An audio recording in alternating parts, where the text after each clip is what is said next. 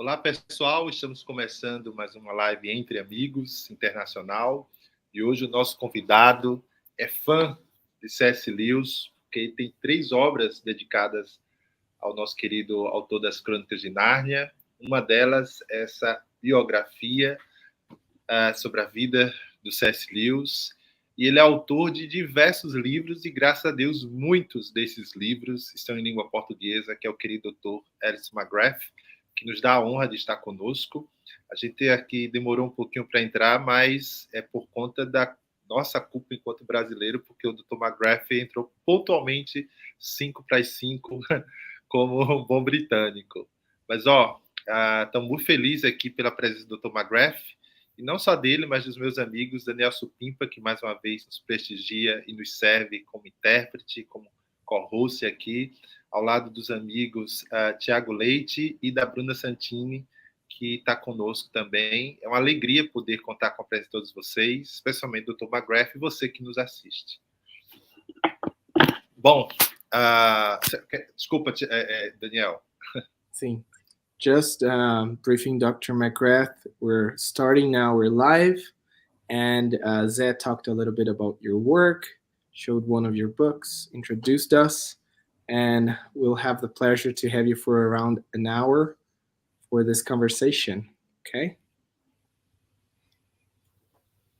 Bom, vocês que nos assistem, se vocês já tiverem perguntas, por favor, podem mandar aqui no chat, que haverá um momento para que a gente possa contemplar algumas das perguntas que vocês compartilharem, tá bom? Então, vamos começar nossa conversa. Dr. McGrath, a primeira pergunta, ela acaba sendo comum a todos os convidados, né? Gostaria que o senhor compartilhasse conosco como o senhor se tornou um cristão e por que, depois de tanto tempo, o senhor ainda continua sendo um. Dr. McGrath, once again, welcome. And the first is a standard question. And it is, how did you become a Christian? And why, after this time, you are still a Christian today? Well, I began as an atheist, someone who was studying the natural sciences and believed that if you were a scientist, you could not believe in God. Então, eu comecei como um ateu, estudando a área de ciência natural, e como um cientista nessa área, eu acreditava que você não podia acreditar em Deus. So I was a very aggressive atheist as a teenager, and I really could see no reason why anybody would want to believe in God or take Christianity seriously. Então eu era um ateu muito agressivo como adolescente, e eu não via razão por que uma pessoa que fosse estudada, voltada para a ciência, pudesse acreditar em Deus. And this was during the late 1960s, when in Europe, Marxism was a very influential philosophy.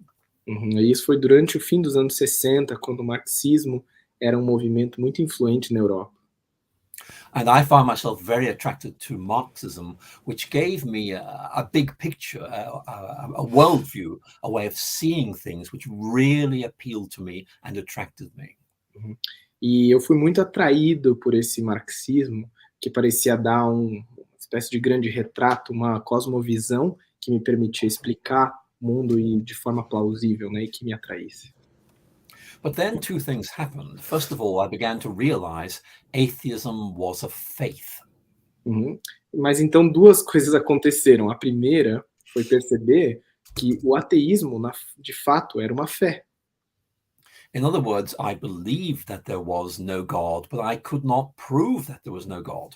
Em outras palavras, eu cria que não havia um Deus, embora eu não pudesse provar que não houvesse um Deus.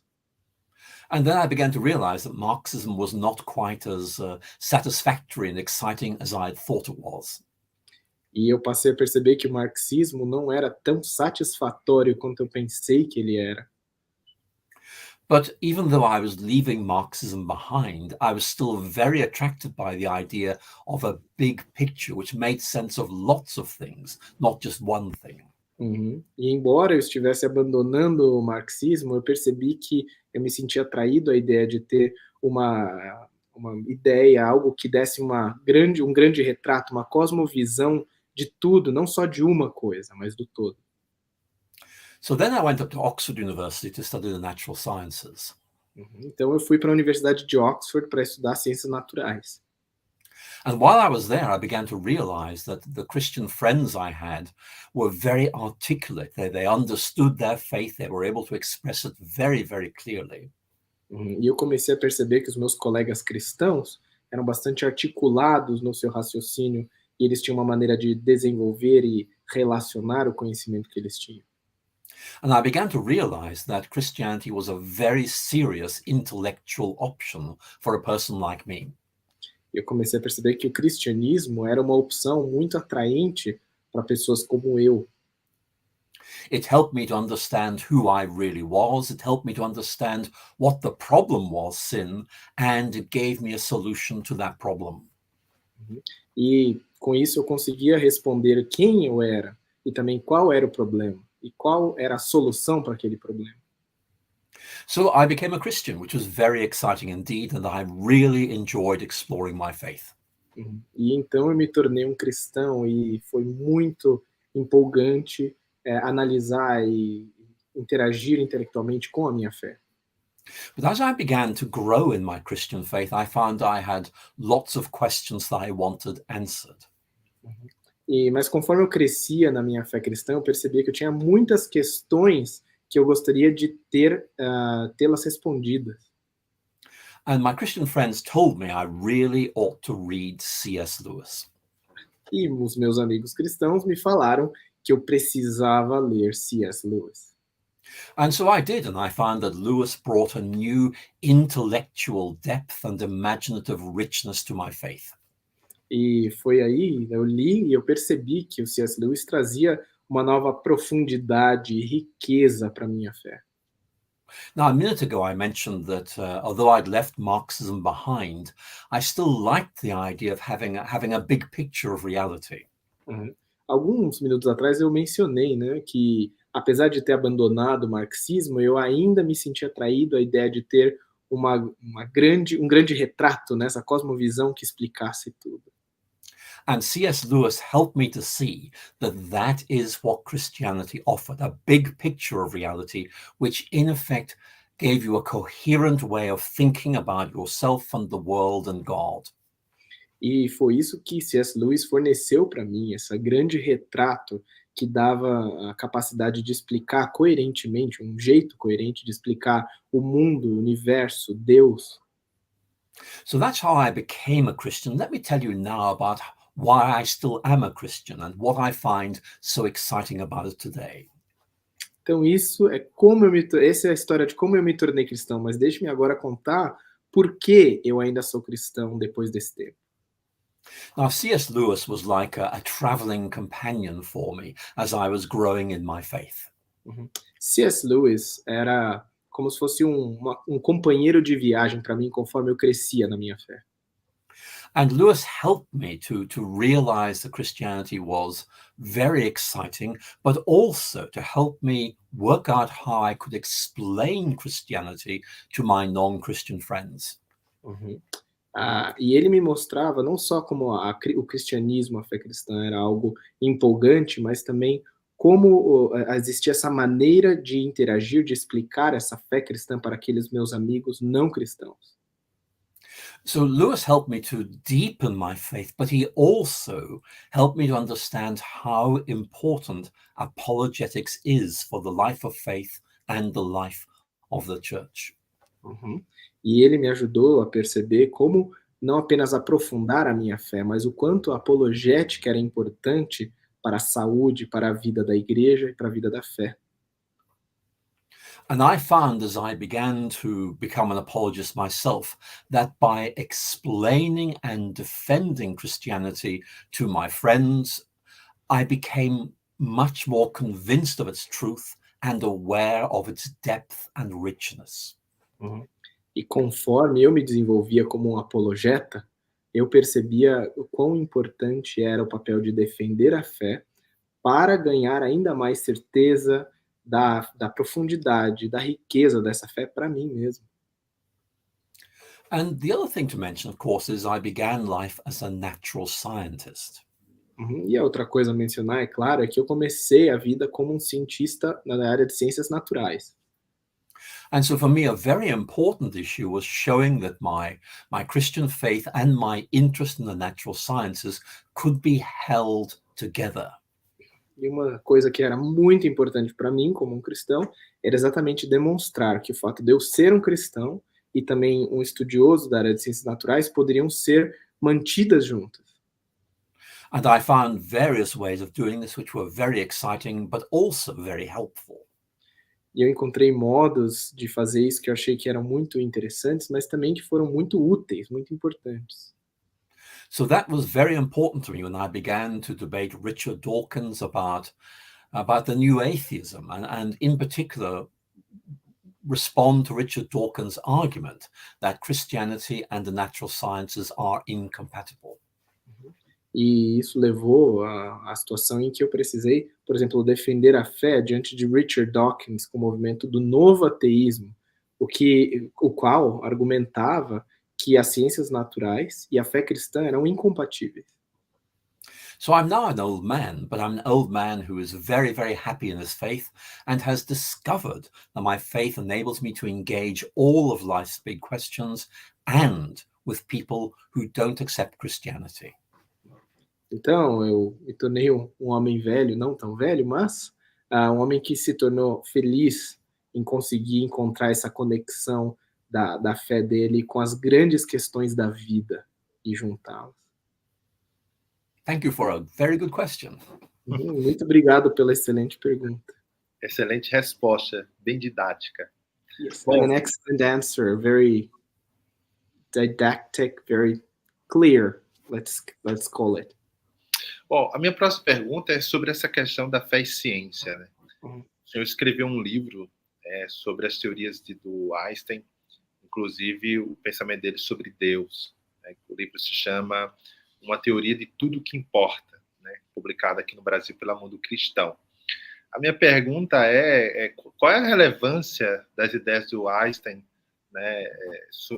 Tanto no aspecto da ciência quanto em relação a Deus, para o debate sobre fé e razão, né? Sobre fé e ciência. E uma curiosidade.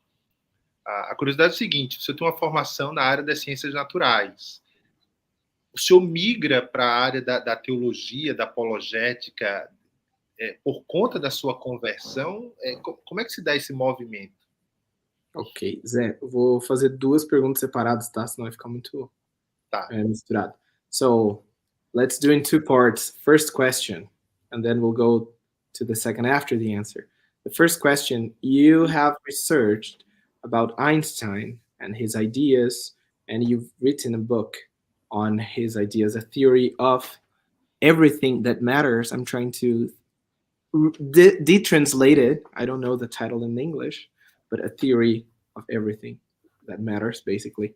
And the question is, how do you think that Einstein ideas are helpful for this dialogue of faith and reason, or science and faith, and for the Christian church nowadays? Well, that's a very good question. I discovered Einstein when I was in my first year of science studies at Oxford University. Essa é uma ótima pergunta, e eu começo dizendo que eu descobri Einstein no meu primeiro ano de estudos de ciências naturais em Oxford. And one of the things I discovered about Einstein is that he was a scientist who took religion very seriously, who took ethics very seriously, and took politics very seriously.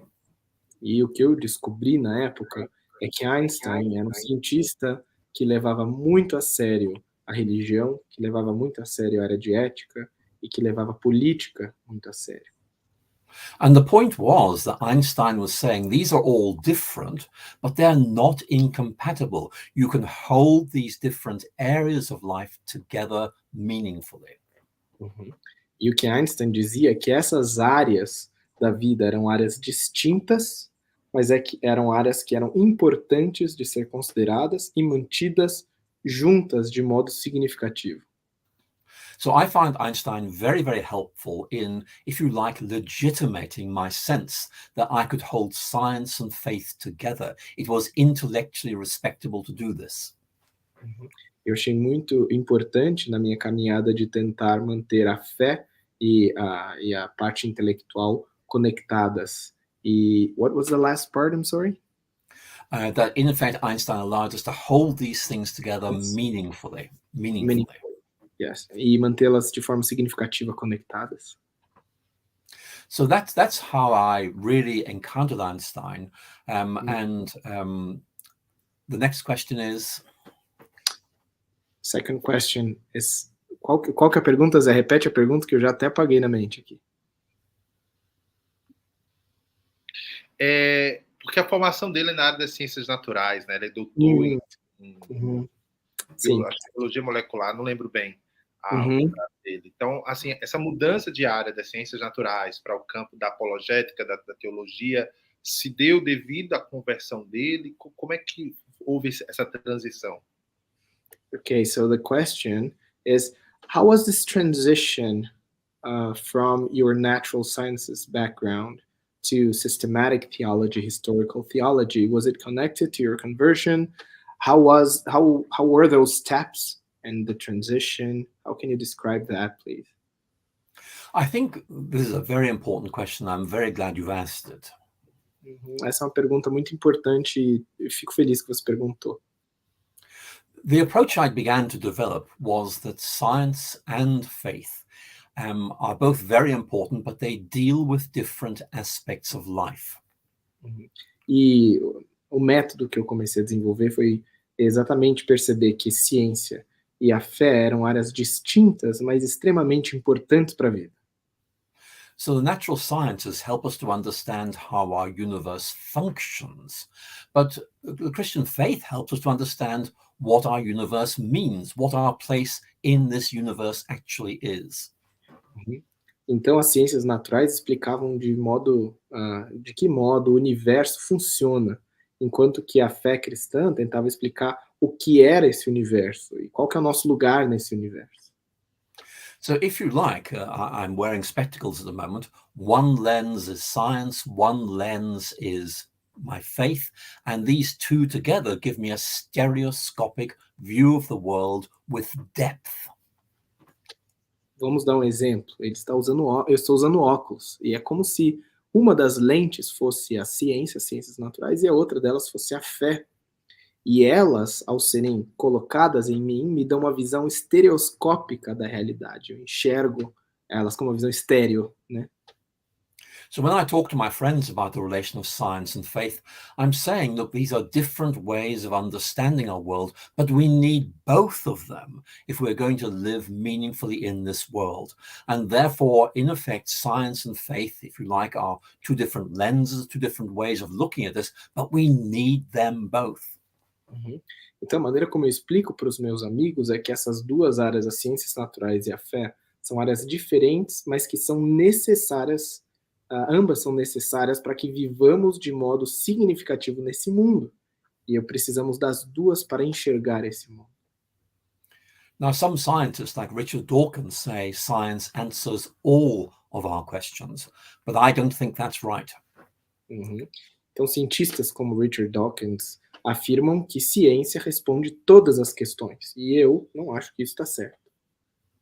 Science can't answer questions of meaning or questions of value, and those are enormously important for human beings. As ciências naturais não podem responder às questões de significado e de valor, e essas são perguntas extremamente importantes para a vivência humana.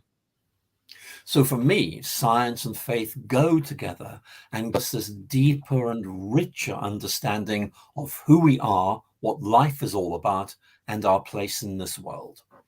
Então essas duas áreas são extremamente importantes de caminharem juntas para responderem quem nós somos, o que é o universo e qual que é o nosso lugar nesse universo. So thank you for a very good question. Obrigado pela pergunta. Tiago.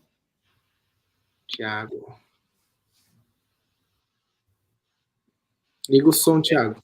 Só lembrando que nesse primeiro bloco a gente faz 2 perguntas e após as perguntas do público a gente fará mais uma rodada de uma pergunta do tempo permitido, tá bom? Tá, eu tenho uma pergunta para o Dr. Alister McGrath. Dr. McGrath, A gente, no Brasil, nos nossos estudos teológicos acadêmicos, nos seminários do Brasil, eu sou diretor de um seminário. So the question has to do with theological studies in Brazil, as Thiago is a director of a seminary down here. O debate sobre fé e ciência e evolucionismo teísta não é algo tão antigo no nosso meio acadêmico. So, for instance, the dialogue between Christian faith and sciences, specifically in areas like theistic evolution, are quite recent. Apesar disso já ser algo antigo no meio acadêmico, mas aqui isso ainda é, em muitos meios, um tabu. Mm-hmm. So, although it's been going on for a longer time in different countries, here in Brazil, it is still a taboo. E parece-me que o Richard Dawkins chega a afirmar mesmo que ele acha que criação e evolução, por exemplo, são misturas impossíveis de serem conciliadas. And even Richard Dawkins himself affirms that Christian faith and evolution are incompatible. Ele parece querer dizer que não é possível ser cristão e crer no evolucionismo. O Dawkins parece me dizer isso, né? So Richard Dawkins seems to say that it's impossible to be a Christian and believe in any form of evolution. That's what Thiago understands of Richard Dawkins. Então a minha pergunta é: cristãos podem crer na evolução e evolucionistas podem crer em Deus? So, in short, his question is, do you think Christians can believe in evolution? And do you think evolutionists can believe in God? Well, I think this is a very important question, and I'm going to give a long answer because I think it really does deserve that. Essa é uma pergunta importante e eu vou dar uma resposta um pouco longa porque essa pergunta merece essa resposta. There's a very long-standing tradition in Christian theology which goes back right to the 4th and 5th centuries, which interprets Genesis not as God making the world absolutely complete, but rather having endowed the created order with the capacity to develop. Então, nós temos uma tradição teológica cristã que volta pelo menos até o século IV, século V, que indica a ideia de que Gênesis, ao ser bem interpretada, demonstra que Deus cria um mundo não que é completamente fechado, completo, estático, mas que foi presenteado com a capacidade de se desenvolver. And early Christian writers like Augustine would point out that the Genesis creation narratives talk about the earth bringing things forth. In other words, there appears to be development or motion within the created order itself. Então, escritores cristãos antigos, como por exemplo Agostinho, indicavam que a narrativa de Gênesis apontava para a Terra produzir, gerar, né, dependendo da tradução em português, o que parece indicar uma noção de que a criação tem essa capacidade de desenvolvimento. So I think there are 4 possible positions that Christians can adopt, and I'll explain what they are, and I'll tell you which one I think is the best, but I'm going to leave it open to you to decide. Eu vou apresentar aqui 4 posições que eu creio que cristãos podem assumir e vou dizer qual eu creio que será melhor, embora eu vá deixá-las abertas para que você possa avaliar. The first of these is called Young Earth Creationism. A primeira delas é chamada criacionismo da Terra Jovem. And this works on the assumption that the book of Genesis offers us a complete account of the work of creation without any gaps in the record. E essa posição assume que em Gênesis nós encontramos uma descrição completa do processo de criação, sem que haja nenhuma lacuna entre as partes descritas. And the argument is that this puts creation as about 6,000 years ago or so. que faz com que a exposição coloque a criação do mundo, basicamente, há cerca de 6.000 anos atrás. The second approach is called Old Earth creationism, and this argues there are gaps, that in effect Genesis is not giving us a continuous narrative, there are stages with intervals between them. E a segunda posição é chamada um criacionismo da Terra Antiga, da Terra Velha, que crê que nessa narrativa de Gênesis podem existir lacunas dentro dos processos das ações de Deus ali na criação. So this works on the assumption that the universe is very, very old, but that this, in effect, is the right way of reading the creation narratives. Isso faz com que enxergue esse universo como muito antigo, mas que faz com que nos diz que esse é o modo correto de interpretar Gênesis, vamos colocar assim. Then the third approach is what is sometimes called theistic evolution. A terceira posição é que é muitas vezes chamada de evolucionismo teísta. And this, in effect, argues that God's work of creation begins with the creation of the world and continues in the development of the world from its original form. E essa posição argumenta, de fato, que o universo foi criado por Deus, mas que depois dessa criação existe um desenvolvimento a partir dessa forma inicial dada ao mundo. But this is very different from what Richard Dawkins says, because Dawkins is saying there is no God, there's no involvement of God in the development of the world. Mas isso é muito diferente do que o próprio Richard Dawkins afirma, que é a ideia de que Deus não age, ou que Deus não existe, ou que não há envolvimento de Deus nesse processo de desenvolvimento do mundo visível, do mundo físico.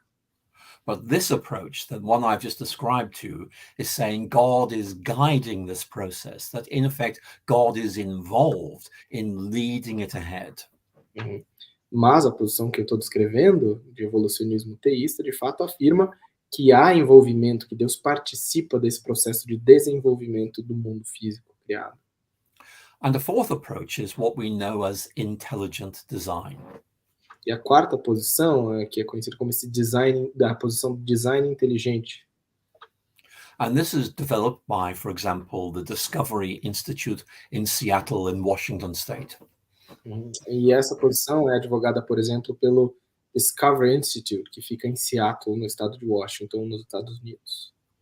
And the main point that intelligent design makes is very simple and very important. This world is too complex to have come into existence by accident. E, em suma, a posição do design inteligente é basicamente a seguinte, que este mundo ele é complexo demais para ser explicado por ocorrências arbitrárias, por ocorrências não controladas. So the basic argument is that we look at the complexity of our universe and we say this is a sort of validation of the idea of God. Então, o argumento é que nós olhamos para a complexidade desse nosso mundo e isso nos legitima a visão de que há um Deus por trás desse mundo. So let me make some very important points.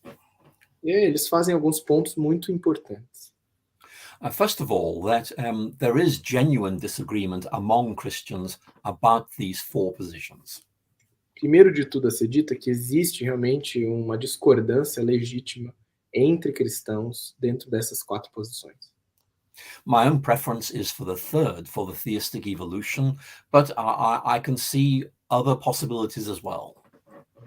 A minha posição pessoal é pela terceira posição do evolucionismo teísta, embora eu veja razoabilidade entre pessoas que optam por outras dessas posições. But I think the main question that you're asking is, can a Christian believe in evolution? Mas creio que a questão que você tem é, pode um cristão acreditar na evolução? And I think the answer is yes, but you are not interpreting evolution in purely secular terms.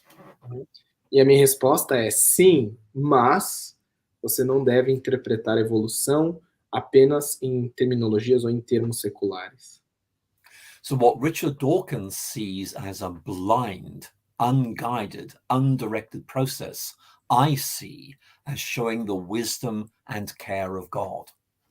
E o que Dawkins descreve como um processo sem a participação, né, independente de Deus, eu creio que demonstra exatamente o envolvimento, os passos do próprio Deus. Now, obviously, this is a very complex question. I've just sketched out some options, but I do want to say to all of you, we have options here. E eu sei que essa é uma resposta curta para essa pergunta, né, que é tão ampla, mas o que eu quero te dizer é, existem alternativas aqui. Okay, thank you so much. Muito bom. Zé. Olha o áudio, Zé. Não, são as duas perguntas do Tiago. Ok. Thiago, manda Ok, vamos lá. São duas perguntas. Em continuidade com esse mesmo assunto. So, following from this first question, another one from Thiago.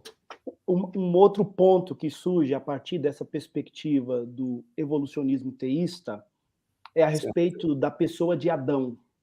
So another issue that comes up from the question of evolutionary theism, theistic evolution, is the idea of this personal Adam. Porque no meio acadêmico teológico sempre a questão do Adão como um tipo de Jesus Cristo é sempre apontado na teologia do Antigo para o Novo Testamento, por exemplo, nas palavras do apóstolo Paulo em Romanos capítulo 5. So we have this idea of Adam as a type of Christ, for instance, the lips of the apostle Paul, identifying this person called Adam. Então, eu acho que é uma boa oportunidade de ouvi-lo em loco sobre o delineamento dessa questão. Isso pode ser muito importante para nós. So it would be very helpful to listen to you talk about the issue of the personal Adam, let's call it, as you see it, as the question stands. What are your views in this issue? Well, again, thank you for a very good question. Mais uma vez, obrigado pela pergunta, muito boa. One big debate within evolutionary circles in the 19th century was this: are there multiple pathways of evolution from multiple origins of humanity, or is there just one? E essa foi uma das perguntas muito importantes dentro do movimento pró-evolução, evolucionista do século XIX. Existem diversos caminhos para o desenvolvimento do mundo, ou a melhor explicativa é que ele se desenvolve de um ponto em comum? Now, the reason why this question is so important is that if there are multiple pathways, then there are different types of human beings, and they will have different levels of sophistication. E a parte importantíssima dessa pergunta é que se existem diversos caminhos paralelos de desenvolvimento de raça humana, é que você pode chegar ao ponto de dizer que existem vários níveis de sofisticação entre diferentes seres humanos. And therefore, some will be less human than others. E, em outras palavras, alguns serão menos humanos do que outros. And what I think the Genesis creation account, the idea of Adam, the idea of human beings bearing the image of God, is bringing out very clearly, I think it is a very important point, is that all of us trace our origins back to the same person. And in other words, there's a continuous link between us today and some originating human being. E acho que a questão importante da fé bíblica é exatamente apontar que a imagem de Deus, ligada a esse um indivíduo, é a origem de toda a humanidade. A humanidade olha para trás para essa única pessoa, e isso é a parte importante ao se ler Gênesis. And that is what gives human beings their distinct identity. Isso é o que dá aos seres humanos uma identidade distintiva. And you've made the very important point that Adam is a type of Christ. In fact, that there is a very important link between Adam and Christ in terms of the idea of salvation. E você fez um ponto bem importante de trazer à mente a relação que é colocada entre de tipo e antitipo, sei lá a palavra, mas entre Cristo e Adão. E essa relação é muito importante, inclusive, para entender a visão bíblica de salvação.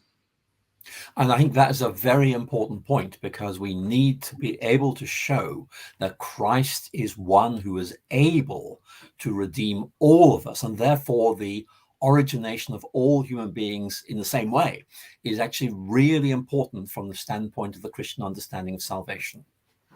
E se Cristo é importante trazer, se Cristo ele pode trazer a salvação para toda a raça humana, nós entendemos que essa origem comum é importante, inclusive, para esclarecer a maneira que nós entendemos a salvação para toda a raça humana. Now, I do need to make the point that different Christian theologians will interpret this in different ways. Agora, precisamos trazer uma ressalva, que é que diferentes teólogos cristãos vão trazer interpretações diferentes para essa questão do Adão. But for me, it's really important that Christ is able to redeem all of us, because there is this link between Christ and humanity going all the way back. Mas para mim, pessoalmente, creio que é muito importante compreender a relação da salvação de Cristo para todos os seres humanos e essa origem comum, né? Tudo corre de volta para essa pessoa, para esse Adão. Now, there's much more that needs to be said, but that's a very brief indication of the kind of questions we can open up. Essa é uma resposta breve, mas que acho que dá uma indicação das perguntas que a gente pode ir abrindo a partir dela. Thank you very much. Bom, aproveitando, antes de passar para a Bruna, para convidar vocês que não conhecem ainda esse trabalho das lives para se inscreverem aqui no canal. Semanalmente, às terças-feiras, normalmente, a gente sempre tem um convidado internacional, um autor, um teólogo, um pastor. E na próxima semana, e ainda esse mês, nós vamos ter duas convidadas, que é a querida Bárbara Duguit, que escreveu o livro Graça Extravagante, e a Jane Pollock Mitchell, que escreveu O que Você Deseja. Próximo mês, nós teremos o Douglas Moore, Preston Spring, a Flame Ruth Ledger, a doutora Ruth Padilha, a Sheila Gregory, enfim, o Dr. Craig King, né, vai estar conosco também em setembro. Então, temos muitos convidados. E eu queria convidar você que está nos ouvindo, nos assistindo agora ou posteriormente, para estar se inscrevendo no canal. É uma forma de você estar nos ajudando, não paga nada.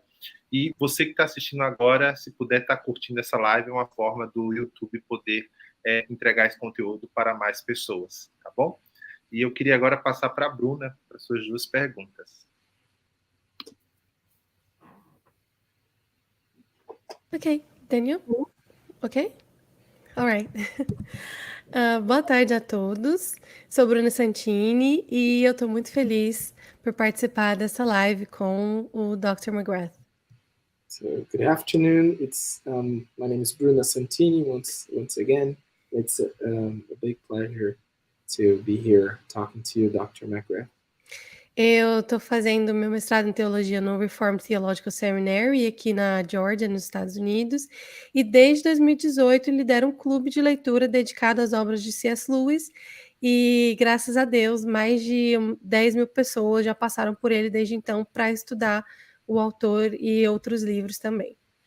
So, Bruna, I'll translate in the first person. Okay. So I've been studying at Reformed Theological Seminary in Atlanta, and I've also been leading a book club that reads C.S. Lewis, and it's a privilege to say that more than 10,000 people have been reading C.S. Lewis together with me the last couple of years already. So the question... E foi estudando Lewis que conheci o trabalho do Dr. McGrath. Sua reputada biografia sobre a vida de C.S. Lewis é com certeza minha favorita. Yes, so this is how she got in touch with you, Yeah. Dr. McGrath, and your biography is outstanding. E além de colecionar, né, leituras das obras que o Dr. McGrath tem sobre C.S. Lewis, a maioria já foram traduzidas para o português, como Conversando com C.S. Lewis, mas também acompanho o trabalho teológico do Dr. McGrath, né? O último livro que eu li foi o Heresia, além de ser ouvinte fiel do C.S. Lewis Podcast. So she's also read most of your works concerning C.S. Lewis, but other works as well in the theological studies. And the last one was Heresy, and it was a favorite one. Ou seja, eu poderia fazer dezenas de perguntas e ainda iria sair, né, querendo aprender mais com o Dr. McGrath, mas hoje eu considero um momento oportuno para responder algumas curiosidades que se acumularam em todo esse tempo. Okay. So out of the many questions Bruna could ask you, there are a couple interesting ones she would like to ask you right now. Uma discussão que surgiu, né, uma dúvida que surgiu em uma das nossas discussões sobre como cada geração possui um questionamento religioso e filosófico latente, né, baseado em acontecimentos contemporâneos. So one discussion that we've had is about how every generation gets connected to a particular question, a religious intellectual question that is related to current happenings, current events, and how this brings us to specific questions. Por exemplo, durante as grandes guerras e no período que C.S. Lewis viveu, o grande questionamento era sobre a bondade de Deus, né, e a existência do mal, a existência de Deus e o problema do mal. Então, a Teodiceia entrou em evidência como uma necessidade apologética.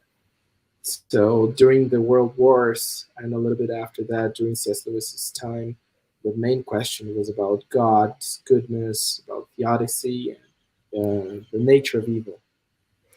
Então, minha pergunta para o Dr. McGrath hoje é qual ele pensa que seria o grande questionamento cultural sobre Deus, sobre o cristianismo, latente na nossa geração hoje.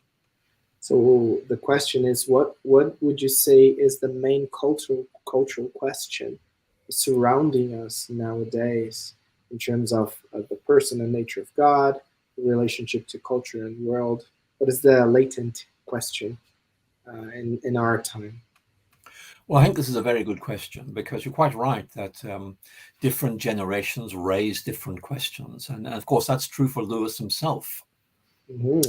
Essa é uma ótima pergunta, Bruna, e eu acho que você está certa, porque nós somos condicionados para fazer essas perguntas, assim como C.S. Lewis foi também. So, for example, after the First World War, the question of how could God allow world wars was a very significant issue. Então, por exemplo, depois da Primeira Guerra, a pergunta de como Deus poderia permitir uma guerra mundial era uma pergunta muito latente, vamos usar a palavra. But today, I think we're in a very different situation and different questions are being asked. Mas nós hoje estamos em uma situação bastante diferente e por isso perguntas diferentes são feitas. And here's the question that I think Lewis helps us to answer. E eis a questão que eu creio que Lewis pode nos ajudar a responder. In the past, we've debated, does Christianity make sense? The question now is, does Christianity work? Does it make a difference to real life? Então a pergunta anteriormente era, o cristianismo faz sentido? E agora a pergunta é muito mais, o cristianismo faz alguma diferença? Qual que é a diferença que o cristianismo faz? I think that's a very important question because for many people, the issue is simply, what difference would Christianity make to my life? Is it real, not just true? Então a pergunta importante que pessoas estão fazendo é que diferença o cristianismo faria aonde eu estou na minha vida? Então são perguntas diferentes dizer, o cristianismo é real? E a outra é, o cristianismo é verdadeiro na questão de trazer algo vivo para a verdade? And if we look at the Chronicles of Narnia, one of the most interesting things is the way in which Aslan changes the children in the narratives. Então, quando você lê, por exemplo, as Crônicas de Nárnia, uma das questões mais interessantes é observar como Aslan muda as crianças. Aslan isn't just there. Aslan changes people. He gives them a reason to live. He gives them hope. And Lewis wants them to understand that Christianity changes us, makes us better, gives us hope.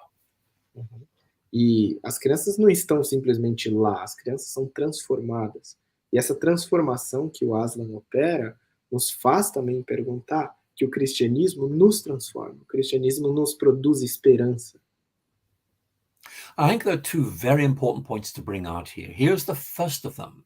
It's really important that Lewis tells a story, because stories help us to understand the difference that Christianity makes to people. E tem dois pontos importantes a serem feitos aqui. O primeiro é que C.S. Lewis, importantemente, nos conta histórias. Histórias são essenciais para demonstrar como Deus muda pessoas. And the second point is that very often Christian apologetics is trying to say, hey, there really is a God. But Lewis is saying, well, of course there is, but this God makes a difference. This is a God who changes you, who matters to you. And that's something very important that very often apologetics doesn't make clear enough. E o segundo ponto que é importante é que apologetas com frequência vêm dizer que, olha, Deus existe, essa é a realidade. Mas C.S. Lewis vai um passo além e ele vai falar, não, mas além de Deus existir, ele faz uma diferença para você. Ele se importa com você e ele importa para você. Então a questão que pode ser trazida é exatamente essa da importância. So Lewis is saying we need to tell our stories, to tell how our lives have been changed by God, by Christ. And that is saying this is a faith that is real, that's transformative, and it could change you as well. E o que Lewis está nos ensinando é exatamente isso, que nós, ao crermos, precisamos contar a nossa história. E ao contar as nossas histórias, nós demonstramos que Deus é real e que Deus faz esse tipo de diferença, que Deus traz esse tipo de resultado. So thank you for a great question. Obrigado pela ótima questão. Eu que agradeço pela resposta excelente. Thank you for the excellent answer as well. Ainda nesse tema, no livro Conversando com C.S. Lewis, que em inglês é If I Had Lunch with C.S. Lewis. So, following the same thread, in your book, If I Had Lunch with C.S. Lewis, você fala sobre a visão do céu de C.S. Lewis. You talk about the idea that C.S. Lewis had about heaven. Sobre como o céu poderia impactar a vida hoje. And how the vision of heaven could impact life today. Mas eu acho que alguns leitores do C.S. Lewis talvez não tenham percebido as nuances que você trouxe nesse livro. Deixa eu reformular. Mas eu acho que alguns leitores do C.S. Lewis não perceberam a aparente contradição que ele tem em relação a essa questão, que C.S. Lewis tem em relação a essa questão. So, but it seems to me that many readers haven't got to the problem, the contradiction that we have about what C.S. Lewis says about heaven in this book, in his ideas. Como então você explicaria a visão de C.S. Lewis sobre o céu, a influência do idealismo filosófico nessa visão e como isso afetou a mensagem dele, né, sobre a realidade transcendente do céu em conflito com a mensagem do evangelho hoje? Eu acho que eu vou te mandar, Daniel. Não tem problema. Okay. So, how would you describe more precisely C.S. Lewis's view of heaven, how the influence of philosophical idealism shaped his ideas and even our understanding of life today? Well, again, I think this is a very helpful and a very important question. Então, mais uma vez, eu acho que essa é uma pergunta muito importante, muito útil. I think one of the points that Lewis makes is that for an awful lot of people, heaven is simply about escape. That it is not something which not something which makes any sense to many people today. E creio que uma das confusões feitas com C.S. Lewis é a ideia da linguagem, de como o céu traz essa visão de escape, algo que as pessoas simplesmente aguardam, esperam para fugir do mundo. And that's why it's so important that Lewis reconfigures our thinking of heaven in terms of desire and fulfillment. E é importante a maneira como C.S. Lewis reconfigura a nossa visão do céu com esse padrão de desejo e cumprimento. Now, there's a tension in Lewis's thought as to whether heaven is about a person or a place, but these are held together by the idea of desire for something or someone who is supremely beautiful and satisfying. E é essencial ver essa tensão que existe no próprio pensamento de Lewis entre o céu ser um lugar ou uma pessoa, mas ele sempre traz de volta para a linguagem de desejo, de intensidade por estar nesse âmbito, vamos chamar assim. So what Lewis asks us to do, particularly in his sermon, The Weight of Glory, is to imagine something we really, really want, some deep desire, and then appreciate that the Christian desire to be with God, in other words, to be in heaven, is like the deepest longing we have ever had. And it's something that is fulfilled, and try to imagine what that would be like. Uhum. E em obras como O Peso de Glória, C.S. Lewis faz essa pergunta: qual é o desejo mais profundo de algo que você quer, que você anseia? E o desenvolvimento do raciocínio ali é exatamente isso, de que o céu ele responde às questões do desejo mais profundo, dos anseios mais intensos que nós carregamos. E como teria isso? Sorry. Okay. So what Lewis is doing really is trying to refamiliarize us with the idea of heaven by getting us to think of it in a different way.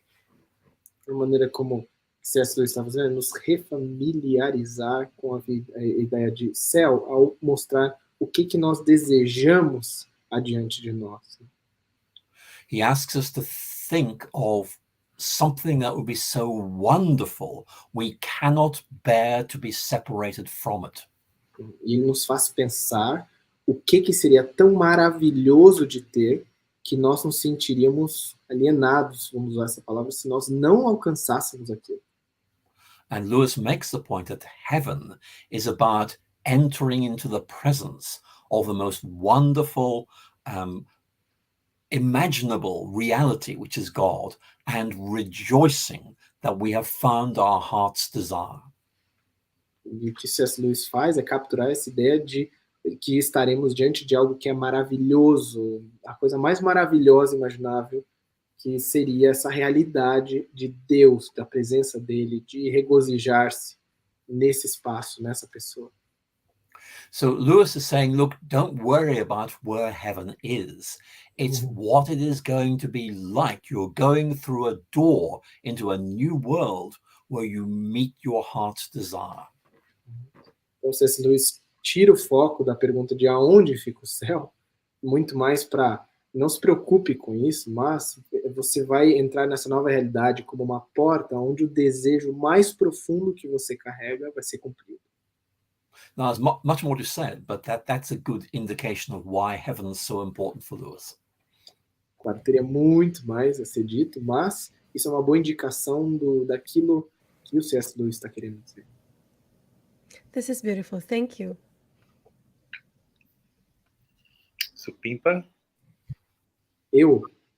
Não, eu só vou traduzir hoje. Ok. Eu tô feliz. Perguntas Então ótimas. eu vou colocar algumas perguntas que o pessoal está mandando aqui no chat, tá bom? Okay, so we're going to our third stage of the interview. We're basically answering a couple of questions from people who are watching us live right now. So let's go. A primeira é do canal Teologarte. Dr. McGrath, o senhor afirma em sua teologia sistemática que o surgimento do pentecostalismo é um dos acontecimentos mais importantes para o cristianismo. Uhum. Na sua opinião, qual a maior contribuição do pentecostalismo para a teologia cristã? Okay, so Dr. McGrath, you affirmed in your systematic theology that Pentecostalism has been one of the most important movements in recent Christianity. In your opinion, what is the major contribution that Pentecostalism does for Christian theology? Yes, that's a very good question. I'm not a Pentecostal myself, but I can see why it's so important. Essa é uma boa pergunta e eu consigo ver, apesar de não ser um pentecostal, eu consigo dar algumas indicações, ver onde o pentecostalismo é importante. For me, one of the great strengths of Pentecostalism is it says to individuals, your world can be changed, and then you can change the world of the people around you. So in effect, you are the person who can, in effect, change the lives of other people around you. So evangelism is about radiating outwards from your own conversion to other people's. Uma das coisas importantes que o pentecostalismo traz é afirmar para pessoas: você pode ser transformado. E ao ser transformado, você pode transformar o mundo ao seu redor. Então, uma das mensagens fortes do evangelismo, que é essa radiância do evangelho, é que ao ser transformado, a pessoa tem essa possibilidade de mudar ao seu redor. Now, there's a danger here, which is that we neglect the social dimension of Christianity. É claro que existe um perigo dentro dessa força, né, desse ponto forte, e o perigo é que nós podemos negligenciar o aspecto social da fé cristã. But I think most Pentecostals realize that, in effect, to change a society, we need to change people within it, and changing people is the best way of trying to change a society. Mas o pentecostalismo traz essa visão de que a melhor maneira de transformar uma sociedade é transformar os indivíduos dentro dessa sociedade. E a partir disso haver uma transformação maior. Thank you. Obrigado. A próxima é do Paulo César, professor McGrath. O senhor escreveu um livro sobre a gênese da doutrina e um outro sobre heresia. Minha pergunta é, resumidamente, o que é ortodoxia e o que podemos chamar de heresia? So, Professor McGrath, you have written a book about the genesis of doctrine and another one about heresy. My question is, in short, what is orthodoxy and how can we define, what can we call a heresy? So, I think this is a very important question, so I'm very glad you've asked this. Essa é uma pergunta muito importante e fico feliz que você perguntou, Paulo César. For me, orthodoxy is about articulating the full richness of the Christian faith so that everything is contained and its full significance is transmitted through teaching and preaching. Então, para mim, a ortodoxia é essa expressão de é uma maneira em que toda a riqueza da fé cristã é condensada de uma forma que ela possa ser ensinada através do ensino, toda a doutrina pode ser ensinada através do ensino e da pregação.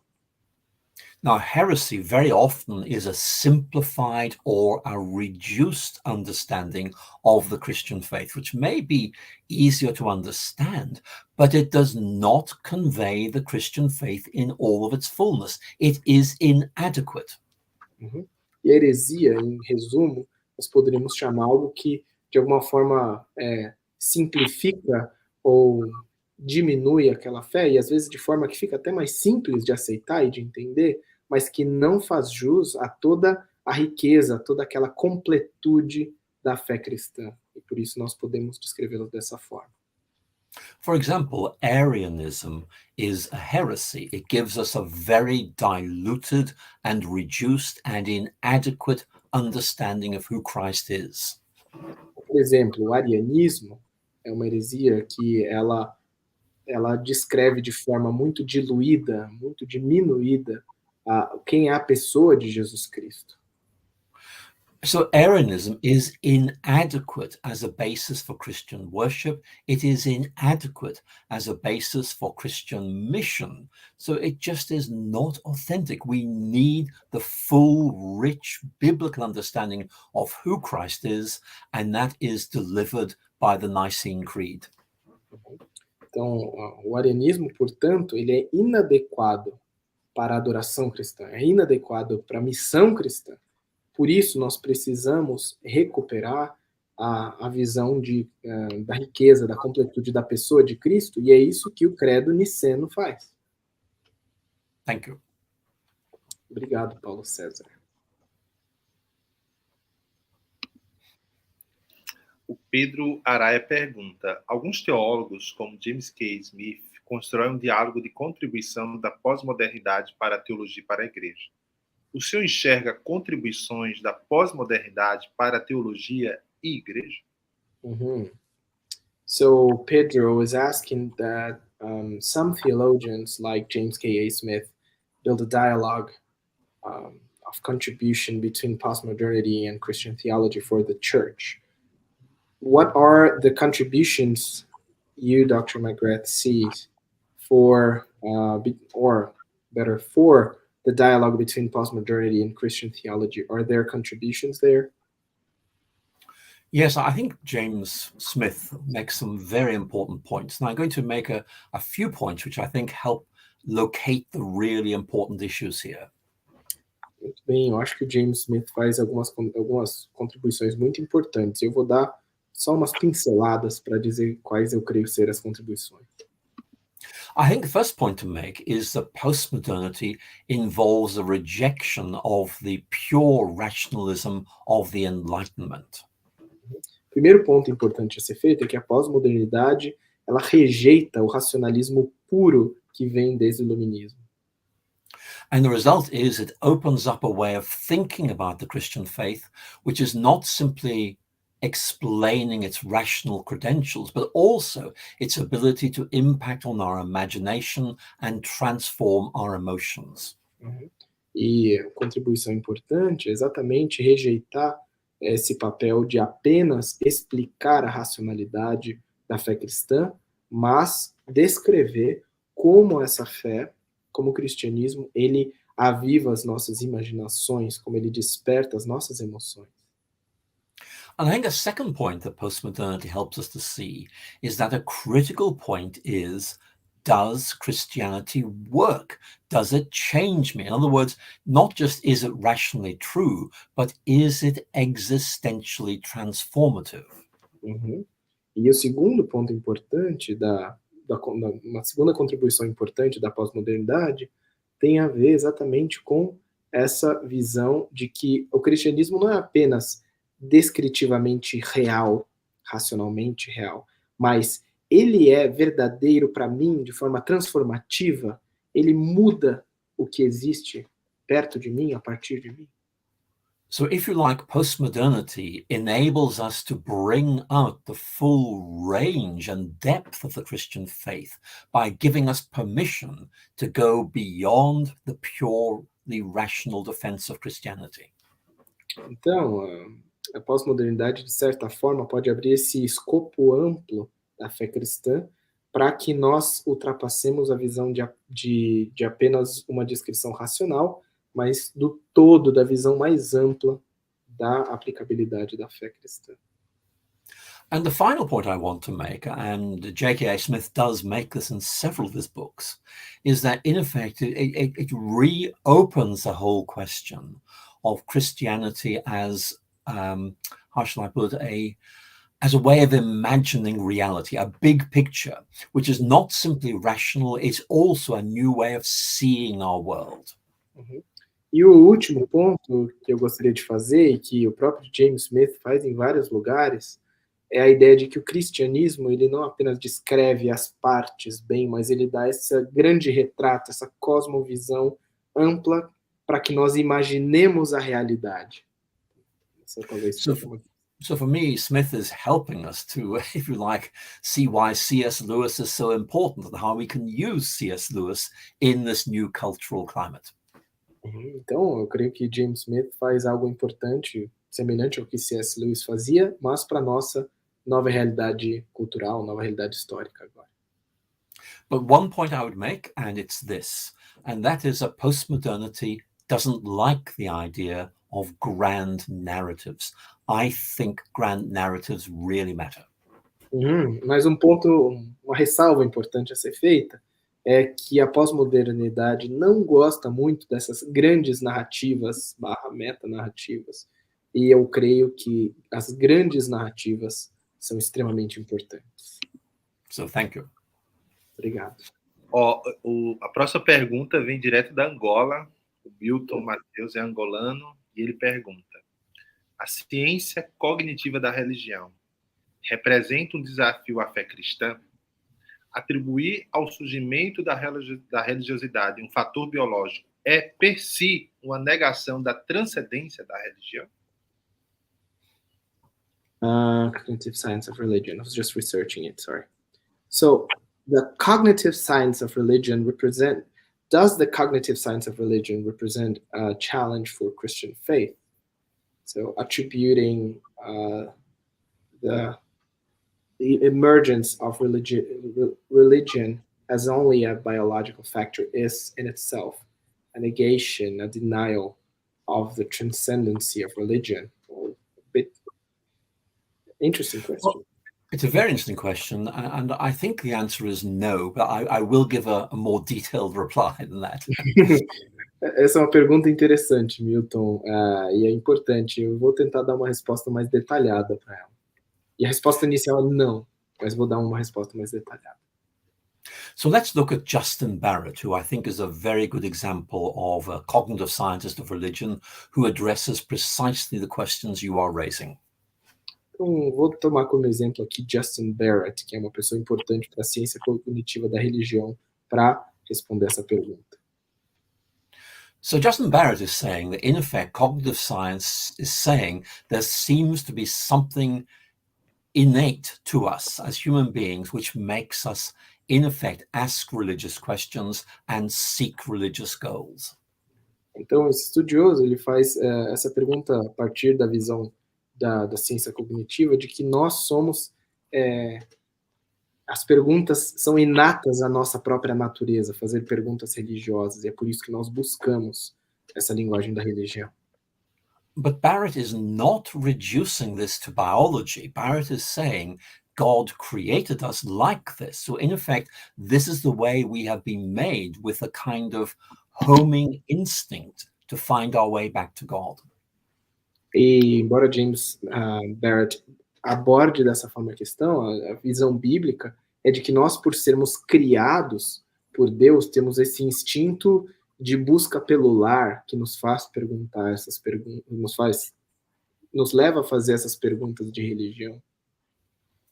So what Justin Barrett is saying is it's natural for us to believe in God, not meaning that somehow invalidates belief in God. He's saying the evidence suggests that we have been made in order to discover God and to relate to God. I think that's very important. Então, James Barrett faz essa abordagem de que é natural para nós fazermos essas perguntas religiosas, mas a fé cristã vai dizer que é exatamente por termos sido criados por Deus é que nós fomos desenhados para encontrar a Deus. Então, por isso nós fazemos essas perguntas. So thank you for a very good question. Obrigado pela excelente pergunta, Milton. Essa pergunta é boa. Então, voltando, faz aquele apelo. Se você está nos assistindo, não deixe de curtir a live aqui no YouTube. É uma forma da gente poder expandir esse conteúdo para mais pessoas. Se você ainda não assinou o canal, faça a gentileza de assinar. É uma forma de também estar contribuindo com esse trabalho. Dr. McGrath, a minha próxima pergunta é o seguinte.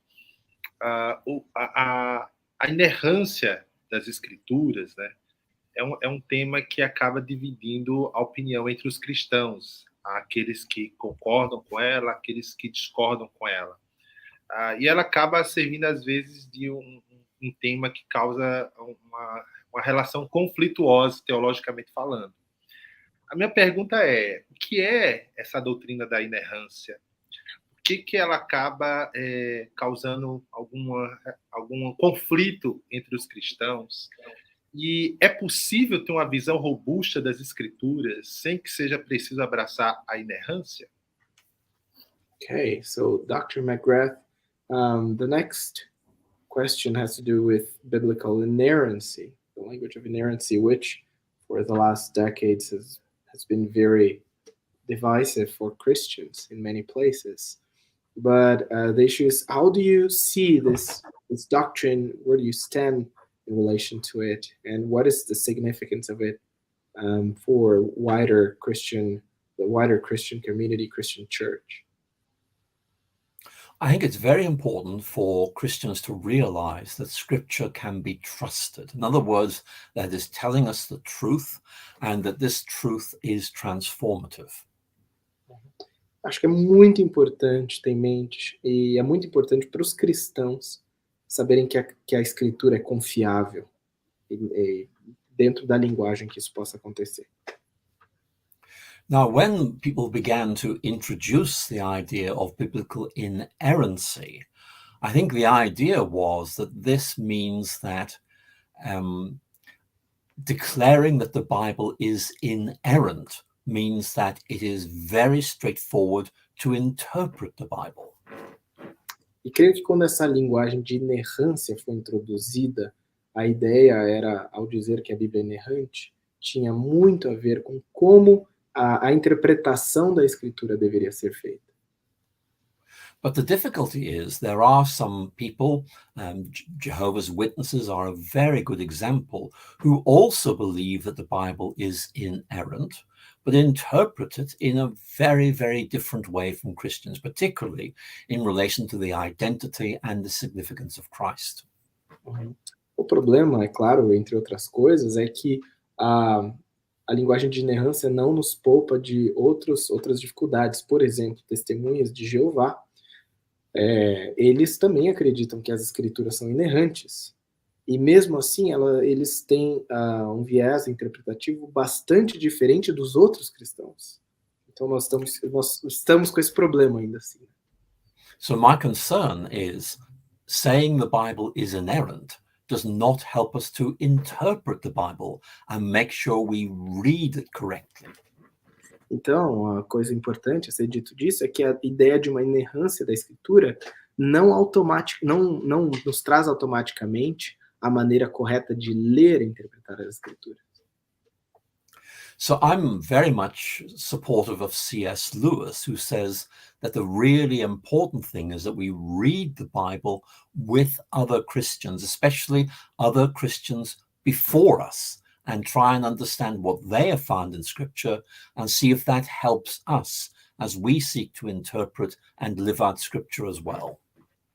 Então, eu estou muito alinhado com C.S. Lewis quando ele diz que para interpretar bem a Escritura, interpretar corretamente a Escritura, precisamos lê-la com outros cristãos e, inclusive, com cristãos que vieram antes de nós, para que isso esclareça a maneira como nós vamos interpretá-la. Thank you. Obrigado, Zé. Bom, a gente já está se encaminhando para o final. Queria passar para o Tiago e a gente conclui com a pergunta da Bruna. Okay, so just a second, Tiago. So we're moving to the last two questions now, Dr. McGrath, one by Tiago and one by Bruna, and then we'll call it a day or a night, baby. Esse foi o melhor livro que eu li de biografia de João Calvino, o livro que ele escreveu. That is my favorite biography of John Calvin. E uma das características das biografias que ele escreve é porque ele é cuidadoso e detalhista sem tomar partido. Mm-hmm. And one of the important strengths in your writing of biography is that you're very honest and very clear and very precise and detailed, but you don't take position in defending someone. You try to keep neutral in your evaluations. A minha pergunta é, ele diz nesse livro, se Calvino tivesse mais influência sobre os seus seguidores, todo esse debate sobre evolução, ciência e fé teria um rumo completamente diferente. Mm-hmm. And you mentioned in this book that if had John Calvin had more influence upon his followers, the whole debate concerning faith and religion and evolution would be very different for those who follow the ideas of John Calvin. Isso seria no sentido da visão que Calvino tinha de acomodação divina? Would that be related to the question that John Calvin developed about divine accommodation? I don't know if that's the expression, but that makes sense. Yes, it's right. Well, thank you. When I write a biography, I'm always trying to say, here is why I think this person is so interesting. But I'm not going to impose my ideas on them, because I want you to discover the person and what they think. And my job is to help you understand this person and appreciate why they're so interesting. Muito obrigado, Thiago. E quando eu escrevo uma biografia, eu tento não impor as minhas ideias sobre aquela pessoa, mas exatamente descrever por que aquela pessoa é tão interessante, tentar explorar aquela pessoa na sua riqueza e personalidade. But the idea of accommodation is a very important idea for Calvin. He does develop ideas that are already there, but nevertheless he does it in a very interesting way. E a linguagem de acomodação divina é muito interessante, importante, porque Calvino, ele realmente ele não desenvolve, mas ela já está ali, né? I think the main point that I think is so important about Calvin is that he recognizes that human language is not simply, to be understood at the literal level. It involves imagery, it involves metaphors, involves analogies, and that God uses human language to disclose who God is and what God is like. Creio que a ênfase ali em acomodação divina para João Calvino tem a ver com como a linguagem bíblica traz o uso de imagens para descrever. Então, quando as metáforas são usadas, as analogias são usadas, ela é a própria visão de Deus sendo acomodada para mecanismos humanos para descrever, desvelar a pessoa de Deus. So I think Calvin helps us to be very attentive to the way in which Scripture is written, and hence realize that, for example, in speaking about the arm of God, we are not literally saying God has an arm. After all, God is not a human being, but we know what is meant by this, and we can use that. So to me, it's a very liberating idea. E para Calvino, a importância estava exatamente relacionada em conseguir interpretar bem e entender a Deus. Por exemplo, quando se fala sobre o braço do Senhor, não estamos dizendo que Deus tem literalmente um braço, mas que nós temos que chegar àquela questão dentro do seu mecanismo literário, e ali nós entendemos o que aquilo quer dizer, né? Thank you. Thank you. Ok, então a minha última pergunta é bem simples. Na verdade, uma pergunta dupla. Minha última pergunta é uma pergunta dupla e bem simples. Ô, Bruna, a dúvida aí que você, tem inglês, é filezinho. Eu tenho que atender um pequenininho aqui. Okay, no problem. Okay, so Daniel has to go because he's helping his kid. But Dr. McGrath, I just want to make a very simple question, a double question actually. What is your favorite book by C.S. Lewis? And which book you think everyone should read by him? Então, a minha pergunta para o Dr. McGrath é bem simples. Eu quero saber o livro dele favorito do C.S. Lewis e qual é o livro dele que todo mundo deveria ler. Well, Lewis wrote so many good books, it's very hard to choose. Yeah. And very often I find myself having a range of books that I think are his best. Então, vou traduzir, voltei, Bruna, obrigado. Okay. Muito obrigado. Mas o Lewis escreveu muitos livros, e muitos livros bons, então é até difícil e é quase injusto ter que escolher algum deles. But I will tell you my two favorite books by Lewis. Okay. Eu vou te contar sobre os meus 2 livros favoritos por Lewis. And these will not surprise you. The first of them is Mere Christianity. The second is Surprised by Joy. I just find those books wonderful. Uhum. E talvez você não se surpreenda, mas os dois livros são Cristianismo Puro e Simples e Surpreendido pela Alegria. Eu acho esses dois livros fantásticos. Thank you very much. That's good to know. Mas você perguntou do livro dele, né, também? Qual que ele indicava? Ou foi do Lewis? Do Lewis. E Você qual... conhece o livro dele McGrath? Ou dele Lewis? Do Lewis. Mas você falou dele também? Ah, tá. Não, porque eu entendi ela perguntar quais eram os dois livros, quais os livros preferidos do Lewis e quais livros do McGrath ele achava que as pessoas deveriam ler. No, yeah. So Zé thought she was asking you, Dr. McGrath, about what are your favorite Lewis's books, but also what are your own books that you think are a must read for everyone? Yeah. Well, thank you. I will name 2 books then.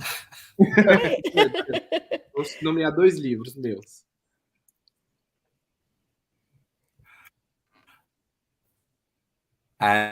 And the first of them is my biography of C.S. Lewis. Então, o primeiro deles é a minha própria biografia sobre C.S. Lewis.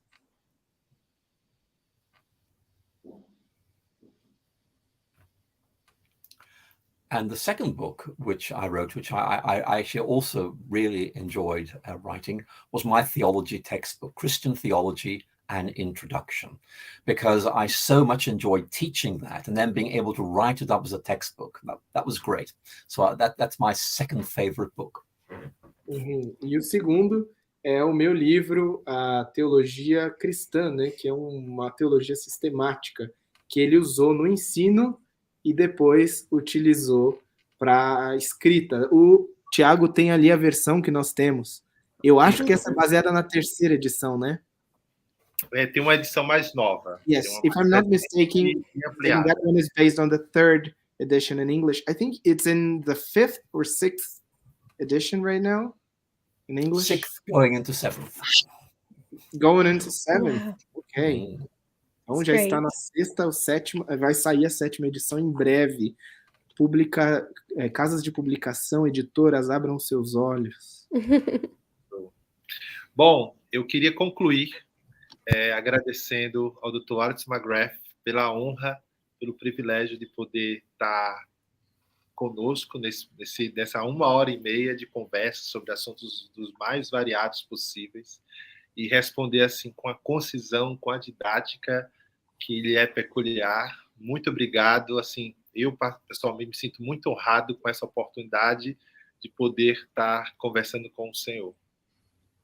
So, Dr. McGrath, we're coming to our conclusion tonight, but we really want to thank you for the honor and the privilege of having you with us tonight, and your concision, even your clarity of teaching is very helpful to all of us. And surely we are glad you were open to be part of this conversation. Well, I've really enjoyed being with you, and thank you very much for having me. Zé? Eu espero, próximo ano, ou nos próximos anos, se Deus permitir, enquanto o McGrath estiver escrevendo, a gente tem também novas oportunidades de conversar sobre suas futuras obras, se Deus assim permitir. Aproveito e agradeço aqui a companhia dos amigos Daniel Supimpa, Bruna Santini e o Tiago Leite. Tiago está em Anápolis, o Supimpa está em Curitiba, a Bruna está em algum lugar dos Estados Unidos que eu não me lembro agora, o Dr. McGrath está em Oxford, no Reino Unido, e assim a igreja, né? Ela acaba sendo universal, católica, diversa, unida na pessoa do Cristo. Então, obrigado a você que está nos assistindo de Fortaleza e outras partes do país, e que Deus abençoe a todos. Até terça-feira com Bárbara Duguit, a autora do livro Graça Extravagante. Até mais. Thank you. Thank you. Bye-bye. Thank you.